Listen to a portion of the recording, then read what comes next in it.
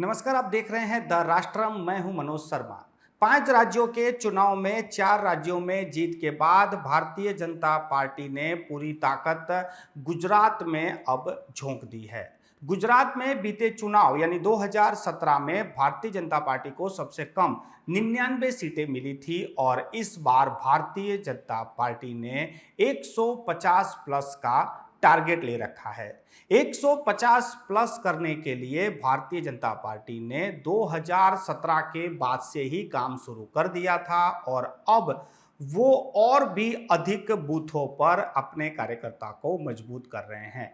Bharatiya Janata party आज के समय में जीत की एक मशीन बन गई है। जिस तरह से उनकी कैडर है, उनका संगठन है और उनका जो बूथ मैनेजमेंट है वही उन्हें जीत दिलाता है। हर कोई जानता है कि भारतीय जनता पार्टी का जो पेज प्रमुख से लेकर बूथ मैनेजमेंट है वो कहीं ना कहीं उसके जीत का मंत्र है।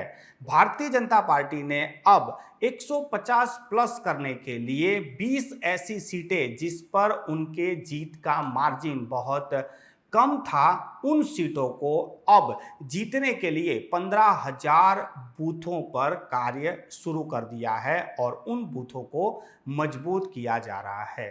इन बूथों को मजबूत करने के लिए उन्होंने वहां के संतों को और उद्योगपतियों को साथ साथ जो अलग अलग संस्थाएं हैं उनकी भी मदद ली जा रही है। भारतीय जनता पार्टी अपने पेज प्रमुख से लेकर बड़े नेता तक लगातार हार और जीत दोनों की समीक्षा करते रहते हैं। चुनाव आने से पहले और चुनाव संपूर्ण होने के बाद भी इनकी जो मीटिंग है, बैठकें हैं, चिंतन शिविर है वो चलती रहती है। गुजरात भारतीय जनता पार्टी के लिए बहुत ही महत्वपूर्ण राज्य है क्योंकि गुजरात में पिछले 27 साल से भारतीय जनता पार्टी का शासन है और देश के प्रधानमंत्री से लेकर गृह मंत्री तक गुजरात से ही गए हैं। यानी गुजरात में उसकी जीत और बड़ी जीत भारतीय जनता पार्टी के लिए बहुत ही जरूरी है। भारतीय जनता पार्टी के गुजरात प्रदेश CR पाटिल ने जब वो प्रमुख पद का शपथ ली थी तभी उन्होंने कह दिया था कि इस बार वो 150 प्लस सीटें जीतकर लाएंगे। पिछली बार 2017 के चुनाव में भारतीय जनता पार्टी को भारी नुकसान हुआ था।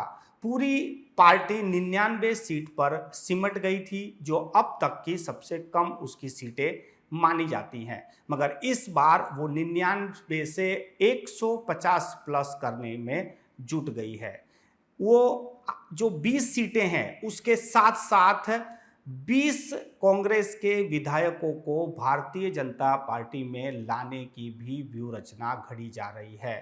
कांग्रेस के काफी विधायक भारतीय जनता पार्टी में जुड़ गए हैं और भी जो मजबूत विधायक हैं कांग्रेस के उनको पार्टी अपने में शामिल करना चाहती है और उसके लिए भी व्यूह रचना शुरू कर दी है। कांग्रेस गुजरात में जब सत्ता में थी और उसके बाद भारतीय जनता पार्टी सत्ता में आई है, पिछले 27 साल से वो सत्ता में है, मगर ऐसी कई सीटें हैं जहां पर भारतीय जनता पार्टी कभी जीत नहीं पाई। उन्होंने मजबूत से मजबूत उम्मीदवार को वहां पर उतार दिया मगर वो जीत नहीं पाए। मगर इस बार कहा जा रहा है कि भारतीय जनता पार्टी वहां पर मजबूत बूथ मैनेजमेंट कर रही है, साथ ही साथ वो कांग्रेस के जो विधायक हैं उनको भी अपने ओर लाने की कोशिश कर रहे हैं।